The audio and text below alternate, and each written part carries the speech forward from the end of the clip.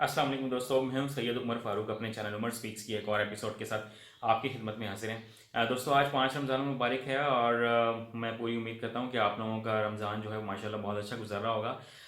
तो आप में से जिन लोगों ने मेरी पिछली कुछ एपिसोड्स को फॉलो किया है तो आप लोग शायद ये जानते होंगे कि इस रमज़ान मुबारक में मैं आपकी खिदमत में कससुल अंबिया पेश कर रहा हूँ, जिसमें हम डिफरेंट जितने भी अम्बिया कराम गुज़रे हैं जिनका इस बुक में ज़िक्र है उनके मैं आपको हालात वाक़यात का कुछ खुलासा मफ़हूम आपकी खिदमत में पेश करता हूँ। तो आज जिन नबी के हालात वाक़यात का खुलासा मफ़हूम मैंने आपकी खिदमत में पेश करना है वो हैं हज़रत नूह अलैहिस्सलाम। हज़रत नूह अलैहिस्सलाम जो हैं वो बहुत इम्पॉर्टेंट अम्बिया में से एक इसलिए ज़रूर कहे जा सकते हैं क्योंकि उनका ज़िक्र कुरान शरीफ की डिफरेंट आयात में डिफरेंट सूरतों में मौजूद है। आप उसका तर्जुमा और तफसीर भी वहाँ से पढ़ सकते हैं। तो हज़रत नूह अलैहिस्सलाम की अगर हम पैदाइश और नस्ब का अगर हम जिक्र करें तो वो हज़रत आदम अलैहिस्सलाम की ही पुश्त में से चलते आ रहे हैं और उन हज़रत आदम अलैहिस्सलाम की वफ़ात से हज़रत नूह अलैहिस्सलाम की पैदाइश तक का अगर हम इस बुक में जो टाइम पीरियड लिखा हुआ है वो बहुत डिफरेंट लिखा हुआ है। कहीं कुछ जो रिवायत हैं उसके मुताबिक 126 साल हैं, कहीं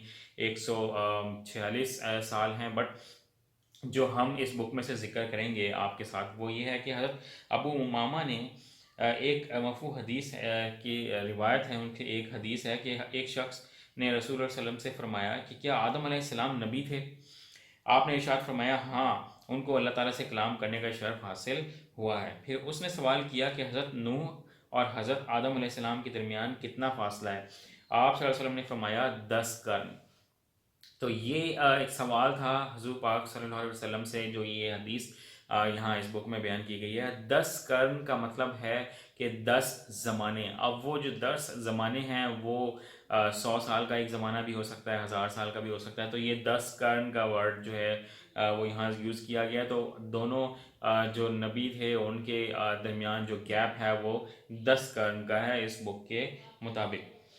तो इसके बाद अगर हम मज़ीद मैं इसमें यहाँ जिक्र करूँ तो इस बुक में क्या लिखा होगा। अगर एक कर्न से मुराद 100 साल हों तो यही ये तस्वुर किया जा सकता है कि हज़रत आदम अलैहिस्सलाम हज़रत नूह अलैहिस्सलाम के दरमियान जो गैप होगा वो तकरीबन 1000 साल का होगा। तो हज़रत नूह अलैहिस्सलाम जो हैं वो पहले रसूल भी थे, नबी तो थे ही, पहले रसूल भी थे। तो अब कुछ लोग शायद ये भी सोचते होंगे कि नबी और रसूल में क्या फ़र्क होता है। तो हर रसूल जो है वो नबी हो सकते हैं बट हर नबी जो है वो रसूल नहीं हो सकते। और जैसा कि आप लोग शायद सब लोग जानते भी हों कि जो अल्लाह ताला ने जितने भी अपने प्यारे नबी और रसूल ज़मीन पर भेजे वो तकरीबन 1,24,000 से ज़ायद उनकी तादाद बनती है, जिनमें 313 रसूल थे और जिनमें हमारे नबी पाक सल्लल्लाहु अलैहि वसल्लम जो हैं वो ख़त्म नबूवत उन पे था। तो उनके बाद ना तो कोई रसूल आएगा और ना ही कोई नबी आएगा। तो अब ये देख लेते हैं कि आगे मज़ीद इनके क्या वाक़यात थे। बासत के बाद के वक्त हज़रत नूह अलैहिस्सलाम की उम्र कितनी थी तो उसकी भी डिफरेंट रिवायात हैं। कहीं 50 साल लिखा हुआ है, कहीं 350 साल और कहीं 480 साल उनकी उम्र लिखी हुई है। तो हज़रत नूह अलैहिस्सलाम जो हैं वो भेजे क्यों गए इस कौम पे?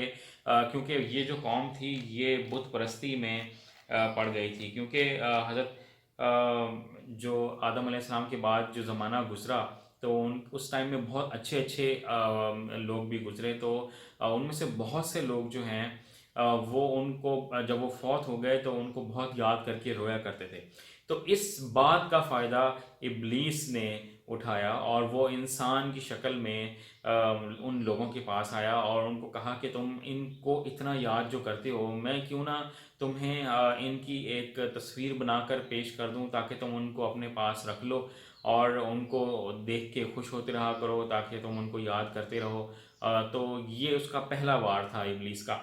तो वो लोग जो हैं वो जो चाहे वो नेक लोग थे बट वो उस इब्लीस की बात में आ गए, शैतान की बात में आ गए और इब्लीस ने उनको एक तस्वीर बना के पेश कर दी जिस पे वो लोग जो हैं वो बहुत ज़्यादा खुश हुए।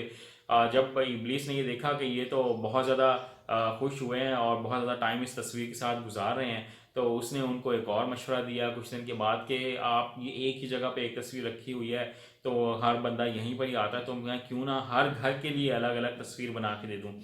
तो ये हर घर के लिए तस्वीर जो उसने बना के दी तो लोग अपने घरों में ही वो तस्वीर रख कर ود کی تصویر رکھ کے بہت زیادہ خوش ہونے لگے، اور جب ان کے نیک لوگ جو ہیں اس دنیا سے وفات پا گئے تو جو ان کی آنے والی جو نسلیں تھیں وہ اس تصویر کی اور ان بتوں کو تشکیل دینے لگے اور پھر انہی کی عبادت کرنے لگے۔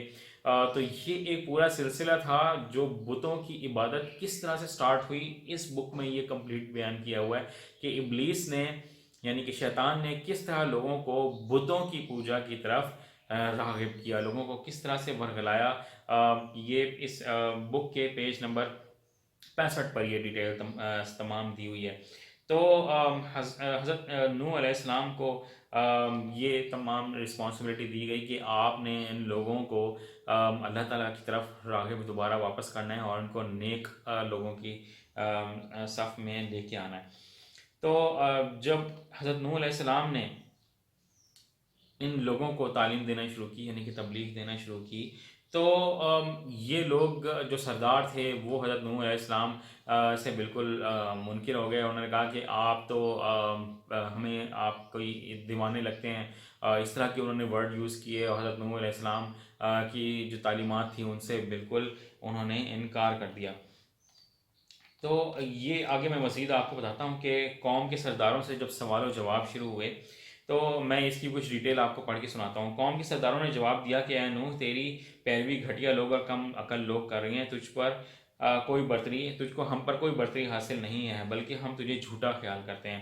انہوں نے انسان کے رسول ہونے پر تعجب کیا، یعنی کہ وہ یہ مان ہی نہیں رہے تھے کہ کوئی انسان جو ہے وہ رسول بھی ہو سکتا ہے کیا، اور آپ پر ایمان لانے والوں کو حقارت کی نگاہ سے دیکھا اور ان کو گھٹیا کہا جاتا ہے کہ وہ عاجزی اور ادب و احترام سے پیش آنے والے لوگ تھے اور ظاہری طور پر کمزور پوزیشن والے لوگ تھے، اور شاہ روم ہرکل کے بقول رسولوں کی ابتدا اس قسم کے لوگ ہی کیا کرتے ہیں، یعنی کہ وہ جو حضرت نوح علیہ السلام کے جو پیروکار تھے وہ انتہائی کمزور اور ایسے لوگ تھے جن کی معاشرے میں اتنی ویلیو نہیں تھی، اتنی عزت نہیں تھی، یہ سردار ان کو گھٹیا لوگ تصور کرتے تھے۔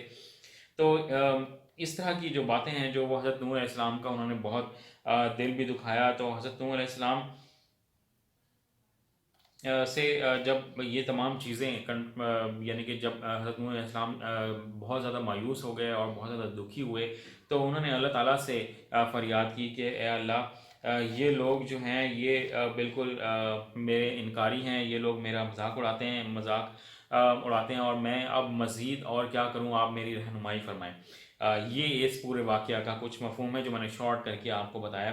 تو قرآن شریف میں ہے، تو اس میں اللہ تعالیٰ نے حضرت نوح علیہ السلام کو کیا کہا، اور نوح علیہ السلام نے کشتی بنانی شروع کی کہ حضرت نوح علیہ السلام کو اللہ تعالیٰ نے کہا کہ آپ ایک کشتی بنائیں اور اس میں پھر میں مزید آپ کو بتاؤں گا کہ آپ نے کیا کرنا ہے، اور اللہ تعالیٰ نے حکم دیا کہ آپ درخت اگائیں اور اس کی لکڑی سے آپ کشتی بنائیں۔ تو حضرت نوح علیہ السلام نے درخت اگانے شروع کیے اور تقریباً 100 سال وہ درخت اگائے اور 40 سال کی محنت سے ایک بہت بڑی کشتی تیار کی جس کی تقریباً 3 منزلیں تھیں، پہلی منزل، دوسری منزل اور تیسری منزل، اور پھر وہ یہ واقعات پیش ہونا شروع ہوئے جس میں حضرت نوح علیہ السلام نے کیونکہ بد دعا دی اپنی قوم کو، کیونکہ انہوں نے بہت زیادہ تنگ کیا حضرت نوح علیہ السلام کو، تو انہوں نے بد دعا دی، تو پھر اس عذاب کے آنے کا عمل شروع ہوا جو میں آپ کو کل کی ایپیسوڈ میں بہت ڈیٹیل میں بتاؤں گا۔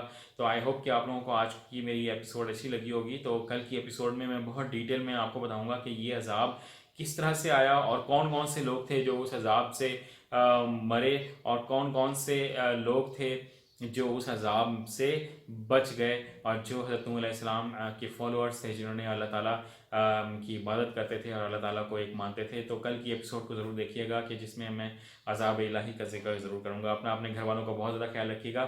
اللہ حافظ۔